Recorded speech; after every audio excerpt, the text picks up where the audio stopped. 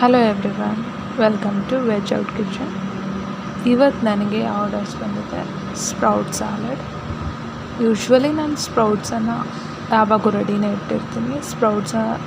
ಕಾಳುಗಳು ಸ್ಪ್ರೌಟ್ಸ್ ಬಂದ ತಕ್ಷಣ ಅದನ್ನು ನಾನು ಫ್ರಿಡ್ಜಲ್ಲಿ ಸ್ಟೋರ್ ಮಾಡಿಟ್ಟಿರ್ತೀನಿ. ಈ ಥರ ಆರ್ಡರ್ಸ್ ಬಂದಾಗ ಈಸಿಯಾಗಿ ನಾನು ಸ್ಯಾಲಡ್ ಮಾಡೋದಕ್ಕಾಗುತ್ತೆ. ಆಲ್ರೆಡಿ ಸ್ಪ್ರೌಟ್ಸ್ ರೆಡಿ ಇರೋದ್ರಿಂದ ಇವಾಗ ನಾನು ಅದಕ್ಕೆ ವೆಜಿಟೇಬಲ್ಸ್ನ ಆ್ಯಡ್ ಮಾಡಿ ಸ್ಯಾಲಡ್ ಮಾಡ್ತಾಯಿದ್ದೀನಿ. ಬೇಸಿಕ್ ವೆಜಿಟೇಬಲ್ಸ್ನ ಆ್ಯಡ್ ಮಾಡ್ತೀನಿ ನಾನು. ಯೂಶ್ವಲಿ ಆನಿಯನ್, ಟೊಮ್ಯಾಟೊ, ಸ್ವಲ್ಪ ಕುಕುಂಬರ್ ಮತ್ತು ಕೊರಿಯಾಂಡರ್. ಈವನ್ ಸಾಲ್ಟ್ ಕೂಡ ಆ್ಯಡ್ ಮಾಡಬೇಡಿ ಅಂತ ಹೇಳಿದ್ದಾರೆ ಕಸ್ಟಮರ್. ಅದಕ್ಕೋಸ್ಕರ ಸಾಲ್ಟ್ ಮತ್ತು ಸ್ಪೈಸಸ್ ಏನನ್ನೂ ಆ್ಯಡ್ ಮಾಡ್ತಾಯಿಲ್ಲ ನಾನು. ಜಸ್ಟ್ ವೆಜಿಟೇಬಲ್ಸ್ನ ಕಟ್ ಮಾಡ್ತಾಯಿದ್ದೀನಿ, ಸ್ವಲ್ಪ ಕೊರಿಯಾಂಡರ್ನ ಆ್ಯಡ್ ಮಾಡ್ತಾಯಿದ್ದೀನಿ.